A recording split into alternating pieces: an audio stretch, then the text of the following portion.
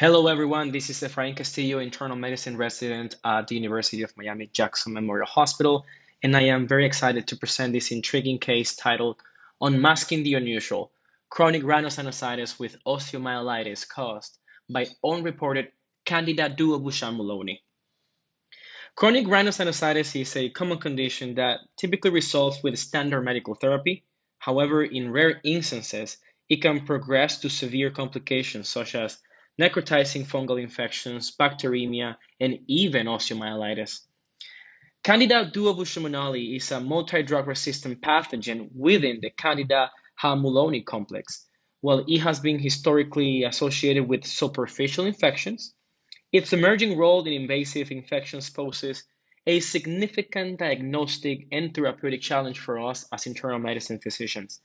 This case underscores the need for advanced molecular diagnostics and multidisciplinary management in these rare fungal infections, especially in immunocompetent hosts. So this patient is a 32-year-old female with no significant past medical history. She presented with 6 months of persistent clear nasal discharge, unresponsive to decongestants, progressing to a 2-month history of mucopurulin rhinorrhea with crusting. She reported intermittent fevers at home, but denied any other systemic symptoms such as weight loss or night sweats. On exam, she was noted to have a nasal cavity with crusting and septal lesions. Initial lab work was remarkable for an anemia of 9.3 and thrombocytosis up to 715,000. HIV was negative and her A1C was normal at 5.7%, ruling out some immunocompromise in her. CT of the sinuses reveal extensive opacification, bone erosions, and fissures consistent with osteomyelitis. Based on clinical suspicion of an invasive fungal rhinosinusitis, we initiated antifungal therapy with caspofungin initially in the setting of this imaging, and that were very suggestive of a fungal infection. Although the BioFire panel was unrevealing, nasal cultures on day 3 of admission subsequently grew the Candida duobushaemulonii and methicillin-resistant Staph aureus, guiding further treatment from us. The patient condition was complicated by this hemoglobin drop to 7.5, needing a transfusion.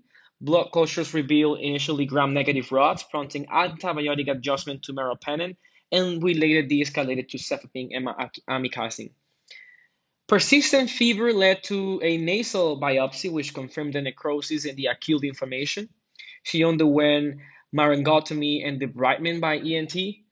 Additional cultures also isolated Pseudomonas aeruginosa and MRSA from ear discharges that she presented. And these findings required targeted therapies, including linezolid and ciprofloxacin, while the itraconazole was added for antifungal coverage. So this case really demonstrates the complexity of managing Candida duobushaemulonii, a rare and emerging pathogen. Even though it's old described, it's very rare, and it's resistant to azoles and amphotericin pose a challenge.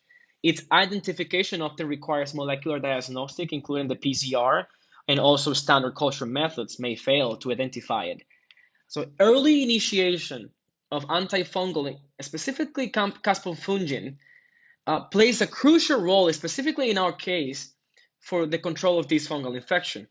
Furthermore, a multidisciplinary approach combining ID and ENT really is essential to achieve positive outcome in these presentations. So in conclusion, this case highlights the importance of vigilance in patients with chronic rhinosinusitis, but particularly those who fail to respond to conventional therapies.